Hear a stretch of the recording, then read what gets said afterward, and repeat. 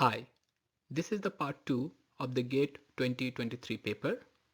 In this video, we will provide solution of the numerical problems. For theoretical questions, please watch the first part. So, let's start with the first question. In the first numerical, we need to calculate the compliance of a nylon sample. As we know, there is two popular viscoelastic models, Maxwell and Kelvin-Voigt models. Usually, in numericals, it is given which model to use, but in this numerical, it is not mentioned. So, we can use any one model to calculate compliance. Formula to calculate compliance using Maxwell and Kelvin-Voigt model is shown here. I will use both the models to calculate compliance, but during exam, you can use any one. So, let's start with Maxwell model first. To calculate compliance using Maxwell model, we need samples modulus, viscosity, and time. Since these informations are given, we just need to insert these values in the equation. But before putting the values in the equation, we must make sure all the values are in the similar unit. Since modulus is in Pascal, we need to convert viscosity also in Pascal second, because currently it is in gigapoise. The relationship between poise and Pascal second is given here. So, the 300 gigapoise viscosity is actually 30 gigapascal second, which we will use in the equation. After simplification, the compliance value is 3 multiplied by 10 to the power minus 9. So the answer will be 3 if we use Maxwell model. Now let's calculate compliance based on Kelvin-Voigt model. For this model, also we need samples modulus, viscosity, and time. After inserting these values in the equation and simplification, we find that the compliance value is 0.86 multiplied by 10 to the power minus 9. So the answer based on Kelvin-Voigt model will be 0.86. The additional information provided in the numerical, like cross-sectional area of the sample and load, are not required to calculate compliance here. To learn more about viscoelasticity and viscoelastic model, please watch our video on this topic. In the next numerical, we need to calculate the percentage crystallinity of quenched sample. Percentage crystallinity of the slowly cooled sample and the relationship between enthalpy of slowly cooled and quenched sample is given. Here is the equation showing the relationship between percentage crystallinity and enthalpy. Basically, sample enthalpy divided by enthalpy of 100% crystalline sample provide crystallinity value. So we can write percentage crystallinity of cooled sample as this.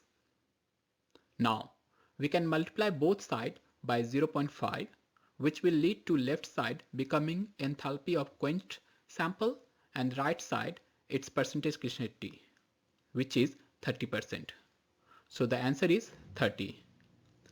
Based on the formula, we can say that for same polymer, change in crystallinity will be same as change in enthalpy and vice versa. In numerical 128, we need to calculate the output rate of an extruder, which is a combination of extruder volume and residence time. Since residence time, volume, and density is given, we can simply calculate the extrudate output rate by this formula. So let's first convert extrudate volume into mass by multiplying volume with melt density. Then simply putting both extrudate mass and residence time in the equation, we will get the extrudate output rate, which is 0.324 kg per hour.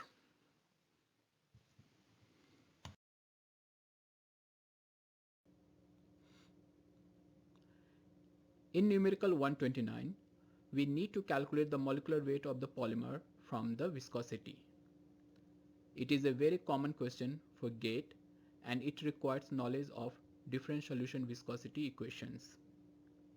Here is the list of different types of solution viscosities and their relationship. It is highly recommended to memorize this formula since most year 1 or 2 questions come from these equations. Anyways, to solve this numerical, we need to find the intrinsic viscosity of the polymer and then using this equation we can calculate the molecular weight. Since mass and solvent volume is given, we can calculate the concentration, and from the relative viscosity value we can calculate the specific viscosity, and by dividing specific viscosity by concentration we can calculate the intrinsic viscosity. Now, by simply putting these values of intrinsic viscosity K and A in the equation, we can calculate molecular weight of the polymer, which is 6.25 multiplied by 10 to the power 10. So the answer is 6.25. In numerical 130, we need to calculate the modulus of a composite containing 40% glass fiber. This numerical is relatively simple as it can be easily solved by using rule of mixture equation. Since all the parameters like fiber volume, matrix volume, fiber modulus and matrix modulus are given, we can simply put these values in the equation and calculate modulus of the composite. After simplification, the modulus value is 29.64. In numerical 131, molar mass distribution of the polymer is given and we need to calculate the weight average molecular weight of the polymer.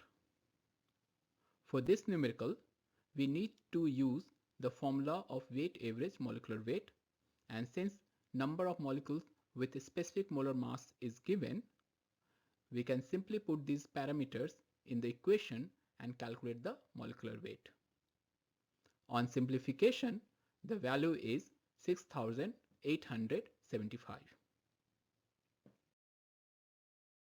Thank you for watching this video.